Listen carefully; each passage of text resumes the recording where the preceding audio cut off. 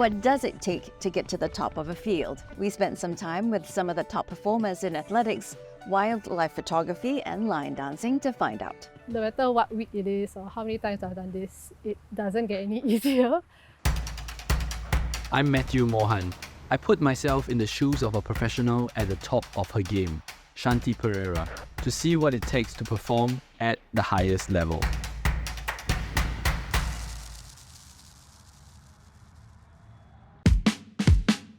So we're here at Kallang Practice Track to meet up with a very familiar face, none other than Singapore sprint queen Shanti Pereira.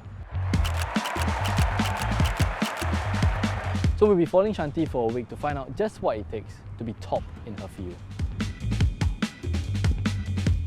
Training every week is generally the same, but the content depends on what phase I'm in. So now I'm in a general preparation phase, so the focus is a lot more on volume more than intensity. So I do a lot more reps with shorter rests. So on Monday, I'll do speed and strength. So the speed portion is a lot of like sprint-specific drills, accelerations. Accelerations is the first 20 to 30 meters of the race from like when you come off the blocks.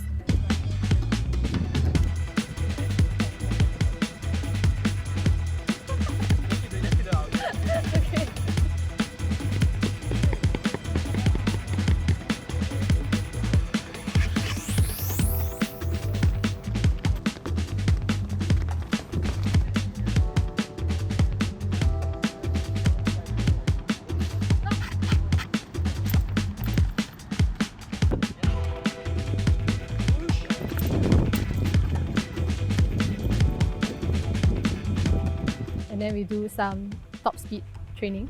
So we do like 2 or 3 times of that. That's usually spends about 80 to 90 meters of just fast running.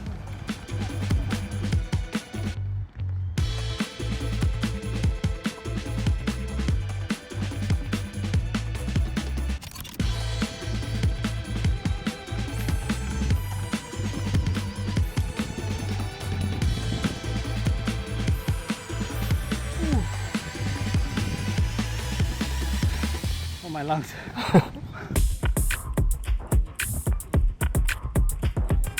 Tuesdays, at this period of time, we will come to the slopes to do some runs on the grass, and it differs on the times, like 15 to 45 seconds.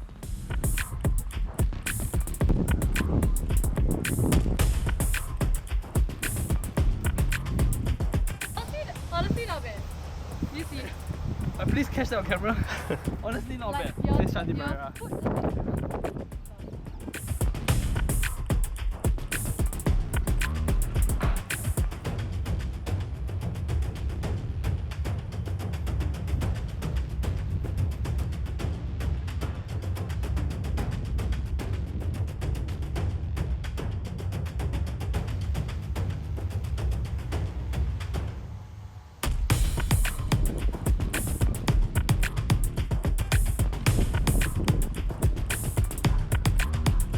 No matter what week it is or how many times I've done this, it doesn't get any easier.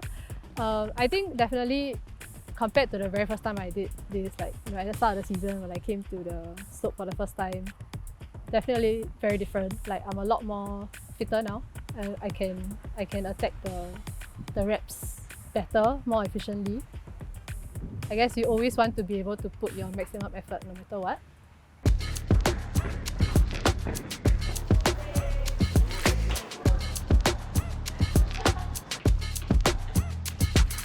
Friday is like lighter speed endurance. So at this time of the year, we'll do stairs.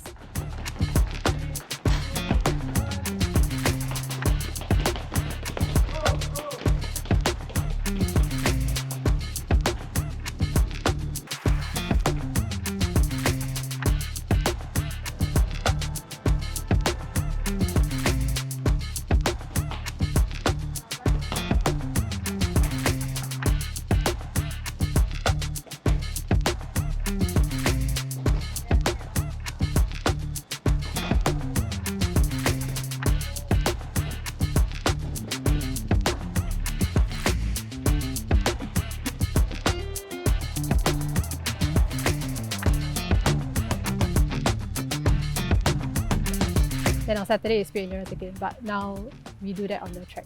So that's like over distance, 150s, 300s, that kind of thing.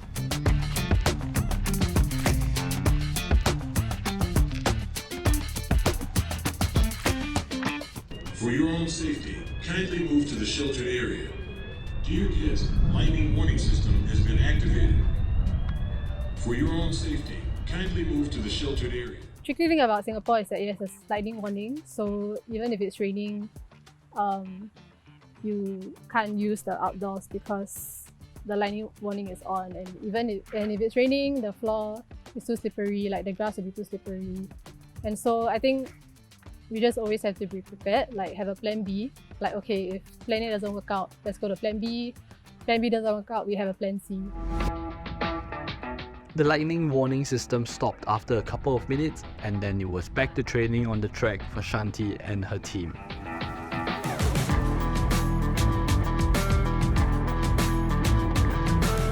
This. Okay, so this means you are braking. Okay, and that's all we want.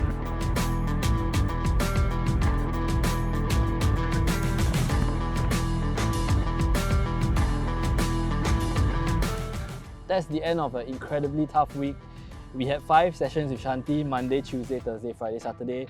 Some at the gym, some on the track. We even went to Marina Barrage, and I can tell you they were incredibly tiring.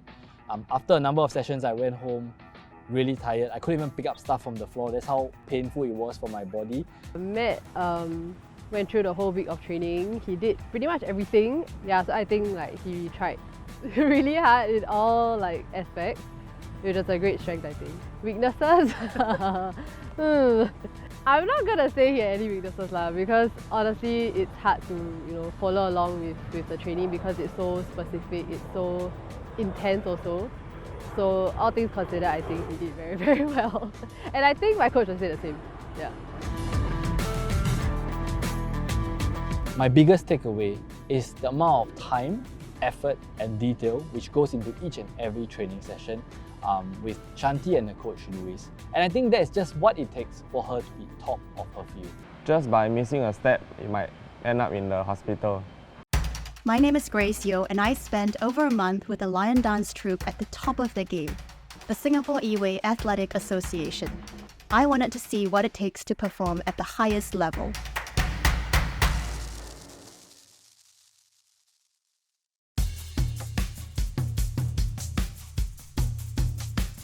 I'm at my first training with Yi-Wei today. As you can see, they're setting up the high stilts in the background. But I've been told that I'm going to be starting off with learning the musical instruments like the cymbals, like all newcomers do. We train 1 week 3 to 4 times minimally. When closer to competition days, we will train almost every day.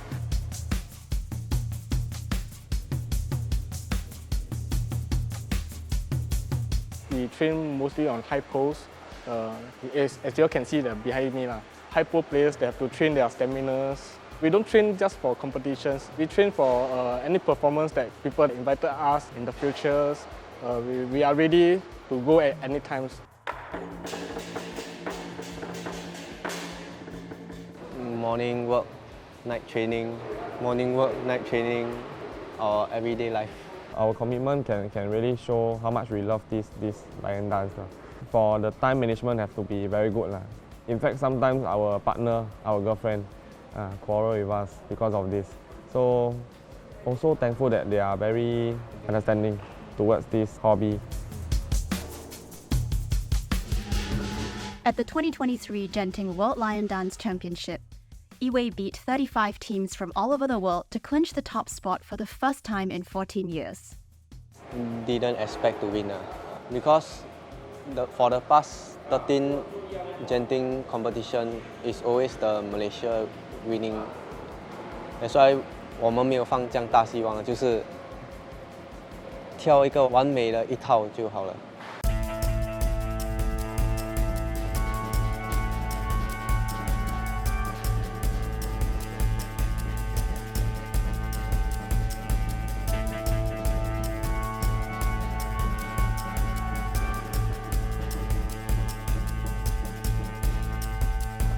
We will never know when they will fall. The coordination for both of them have to be very firm before they went up. So we need a very good basic move before they can go up the poles to do more terrifying movements. We have been pairing up for near to 8 years now. So I think more or less we know what to prevent, and what to take note, to take care of each other. Just by missing a step, it might end up in the hospital.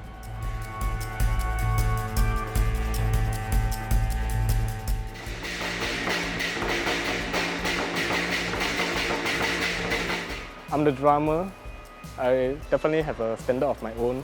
I also want my musical standard to actually coordinate with the Lions, so we also sacrifice a lot. It's the end of my second practice. Turns out it's not as easy to learn the cymbals as I thought it would be. It's very hard to catch the time signature of the drums, so when it's hard to catch that, it's also very difficult to know when to jump in with the cymbals. But hopefully, with more practice, I will get a lot more natural at it. Okay, so he will show it to you. Yep. So I'm going to teach you the 起势 now, so it goes like...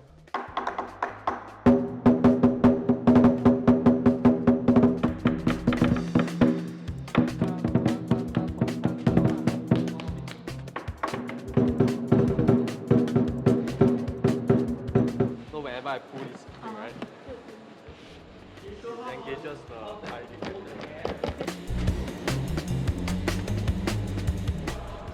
Is this heavy? It's okay.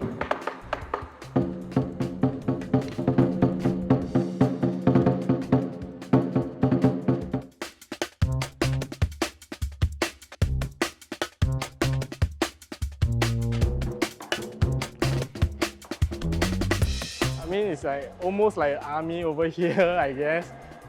Teaching you how to be disciplined, have a good manners, be a better person. In the olden era's days, I think gang is quite common in lion dance, and I think there's a lot of miscommunication always. So people might tend to think that this is what a lion dance always do. We also don't want all the students to get involved in all these unnecessary things.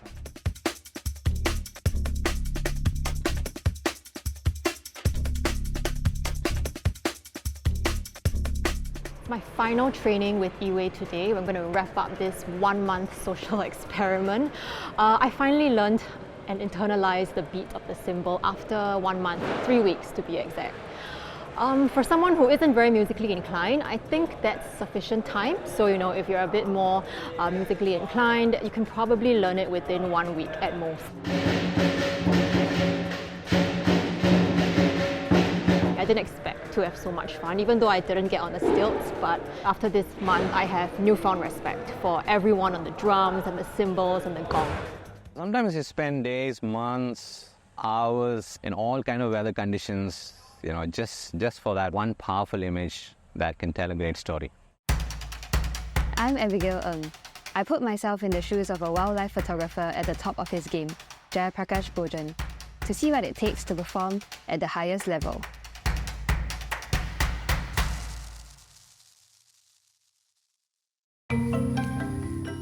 We are here at Pasir Ris Park in the wee hours of the morning to meet up with Jaya to look for some owls. Sometimes I'm just scanning with a red light like this. The eyes will glow, so it's easy to kind of catch them. Oh, the Buffy is there. You see there? There she is. Oh, she's got a rat in her mouth. There you go, she's got a rat. So this is the male.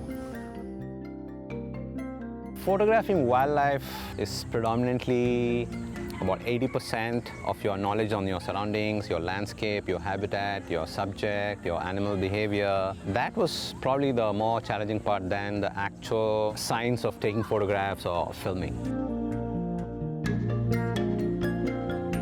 The owls that I've been shooting here at Pasir Ris Park, people always ask me, where do you find them, how do you find them? So usually I'm here in the park by like 5 a.m. in the morning, trying to listen to the owls' calls. Pretty much early in the mornings is when they're very active, and that's the only time it's easy to get them in action. It's interesting because, especially in the Pasir Ris Park contest, you will see the owls are always living around the restaurants. It's also because They primarily feed on rats. There's a decent amount of food source for them in this area. This is just basic knowledge that will help you easily find your subject. Right? You're not going to see the owls if you just walk into the park for 15 minutes and try and find them. It's not going to happen, right? So here I have a little task for you. These are some pictures of some of our local birds that I shot here at the Pastures Park. So this is the collared kingfisher. This is the crested goshawk. It's a bird of prey. This is the buffyfish owl. For starters, I've picked some of the easiest ones for you. They're easier. The easiest ones to spot. So these are the three. Let's see if we can find them. But I only have a phone camera. I don't know how I'm going to take photos like this. I don't have something like that, nothing close to that. Oh, Abby, who brought this for you?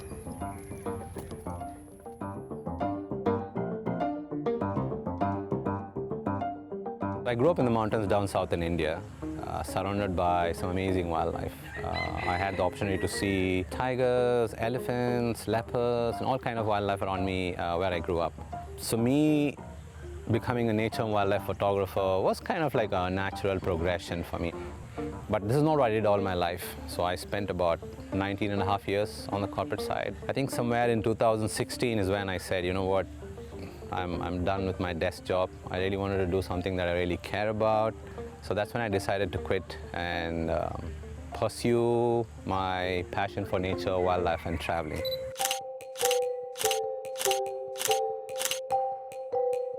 There was a lot of ambiguity. I was really not sure whether I would make it, you know, what happens to my career. But I think 2017 was the game changer in my life. I won the National Geographic Nature Photographer of the Year.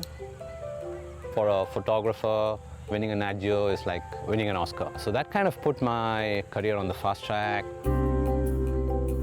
It was a photo of an orangutan peeping from behind a tree. I shot this image in Borneo, Kalimantan, Tanjung Puting National Park. Kind of happened 50% accidentally. I was originally there looking for proboscis monkeys. Accidentally met some folks there who told me about this orangutan, which was seen hanging around these waters. So it took me about 3 days before I got that final shot. It was kind of a hide and seek game that me and the orangutan were playing. And the winning image, interestingly, is the first shot that I took, because he was peeping from behind the tree and I was peeping from behind my tree to see if he was still there, and we had kind of like this eye contact. I mean, that was just a brilliant, amazing eye contact, because he had that curiosity in his face, trying to figure out who's this or, you know, what's happening. His expression was just amazing. Why I press and nothing happens? I can't tell if it's a branch or a bird. Looks like a bird. Yeah, I think it's moving.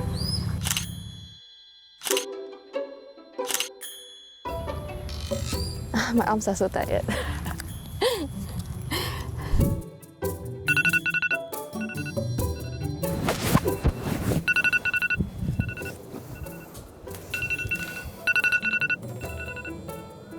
So yesterday when I tried to look for the 3 different birds myself, I don't think it went that well. So today we're back here at Pasir Ris Park so that I can learn from the pro himself. Okay, come closer. Okay, you see the tree here, right? Yeah. Towards the branch, you can see 2 small eyes. Just focus there. That's the eyes, you see. Because he's facing that side. He's peeking out. Yeah, he's peeking out. So the one in the center is the baby. Oh. Yeah, it does look a bit small. Yeah. And you see now, in the foreground, you see all these beautiful leaves. Yeah. And through the tiny little gap, you can see the owl there. Yeah. Right? So you kind of frame the owl. Yeah, so you kind of focus on the owl through that little gap. So you get a nice, beautiful, green foreground where, so let me see if I can get a shot. I'm just using the leaves in the foreground to bring more layers into the picture. So your picture is not just one-dimensional, you know.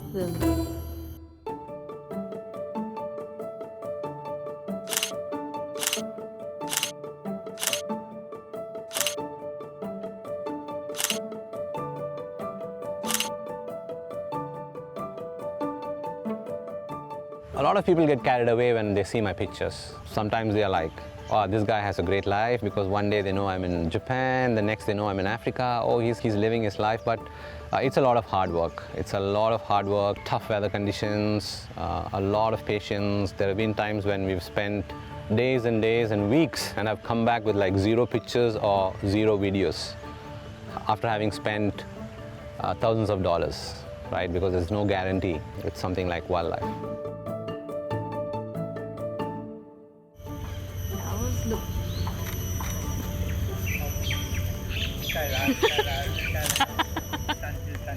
How did it even have like... Actually, you know what? I really like this shot. Actually, this shot can be improvised to become a very creative shot. I didn't do it on purpose. Yeah, she got a very interesting creative shot by mistake because of a camera shake.